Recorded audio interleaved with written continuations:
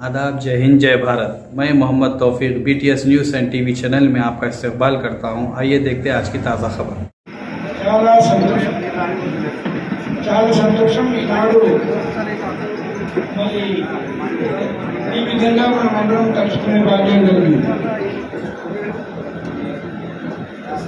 మరి అన్నింటి నుంచి మన సంతోషకరమైన విషయం ఏంటంటే సునీతమ్మ మనకు అభ్యర్థిగా రావాలి. సునీత మహేందర్ రెడ్డి రాజకీయాల్లో కొత్తేం కాదు. ఆమె జిల్లా పరిషత్ చైర్మన్ గా సుదీర్ఘంగా పనిచేసింది. మంచి అడ్మినిస్ట్రేటర్గా పేరు తెచ్చుకుంది. రంగారెడ్డి జిల్లాకు ఎంతో మంది చైర్మన్ చేసింది. కానీ ఒక మహిళా చైర్పర్సన్ గా ఒక గొప్ప పేరు తెచ్చుకున్న వ్యక్తి, మొట్టమొదటి వ్యక్తి ఆ రోజు చైర్మన్ గా ఉండి కూడా ఈ మల్కాజ్గిరి పార్లమెంట్ లో ఉన్న కొన్ని నియోజకవర్గాల మొత్తానికి కూడా ఆమె అనేకమైన సేవలు అందించిన సంగతిని మనం మర్చిపోము. తను చైర్మన్ గా ఉంటూ, నేను ఎంపీగా ఉండి, మరి అదేవిధంగా కేంద్ర మంత్రిగా ఉండి ఈ నియోజకవర్గంలో ఎన్నలేని అభివృద్ధికి పాటుపడ్డాను. కలిసిమెలిసి పనిచేసినాం. తను తెలుగుదేశంలో చైర్మన్ గా ఉన్నా, నేను కాంగ్రెస్ లో ఎంపీగా ఉండి కేంద్రంలో మంత్రిగా ఉన్నా మాకు కోఆర్డినేషన్ బాగా ఉంది. మరి ఎప్పుడు కూడా ఈగోయిజం లేకుండా పనిచేసింది. ఆమె కూడా చాలా చక్కగా ప్రజా అభివృద్ధి, ప్రజా సంక్షేమము, పేదలను ఆదుకోవడం, SC, ST, BC మైనార్టీలందరినీ ఆదుకోవడం, పిలిస్తే పలకడము, ఆమె దగ్గరికి పోతే ఆదరించడము, ఇట్లాంటి అన్ని బుద్ధులు ఆమె ఉన్నాయి, మంచి బుద్ధులు ఉన్నాయి. కాబట్టి ఆమె అంచెలంచెలుగా ఎదుర్కొన్నది. దేవుడు పిలిపించి మరీ ఇస్తున్నాడు పని. ఇప్పుడు ఆమె ఒక మాట అనేసింది, ఓడిపోతే ఇంట్లో పడుకుంటే నాకైతే ఏం కాదు, నిన్ను ఎట్లా ఓడినిస్తారు, నిన్ను ఎట్లా పడుకుంటారు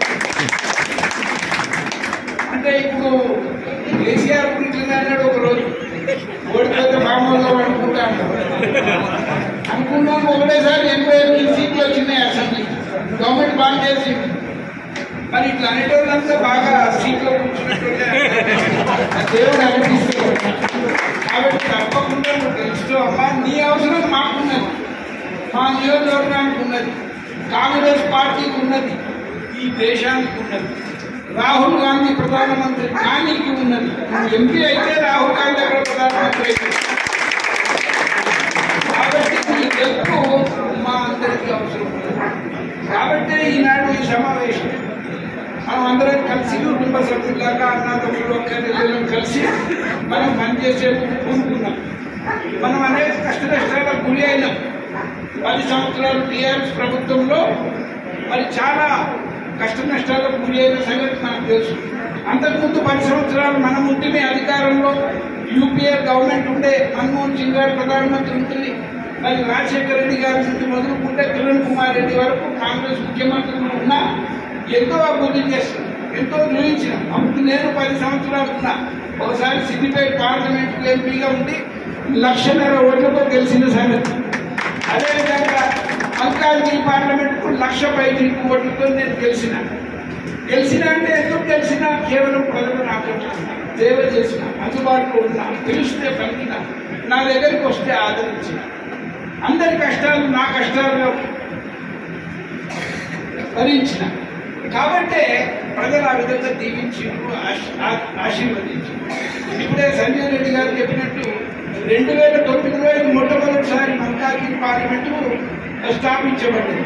డీలిమిటేషన్స్ తర్వాత కొత్తగా అయింది. దేశంలోనే అతిపెద్ద కాన్స్టిట్యున్సీ 32.5 లక్షల కాన్స్టిట్యున్సీ, ఇప్పుడు దాదాపు 37 లక్షలు అయిపోయాయి.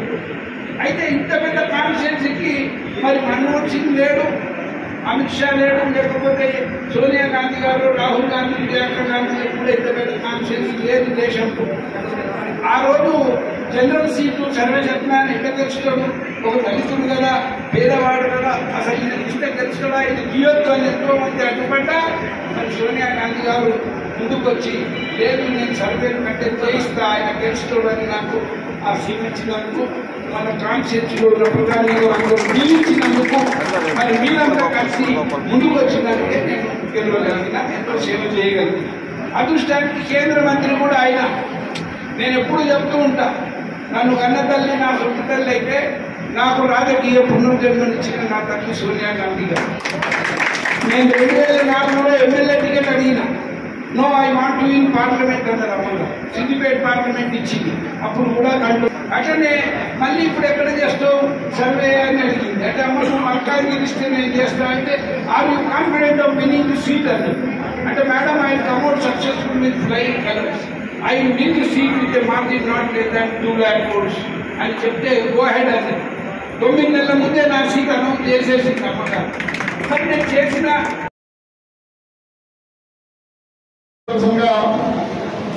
మేడం గారు ఎన్నో అభివృద్ధి కార్యక్రమాలు చేశారు. దాంతోపాటు మేడం గారు హస్బెండ్ కూడా మంత్రిగా చేశారు, చీఫ్ విప్గా ఉన్నారు, ఎమ్మెల్సీగా ఉన్నారు. ఆయన కూడా అన్ని అభివృద్ధి కార్యక్రమాలు చేసి బాగా పేరు సంపాదించారు. ఫ్యామిలీ మామూలు ఫ్యామిలీ కాదు.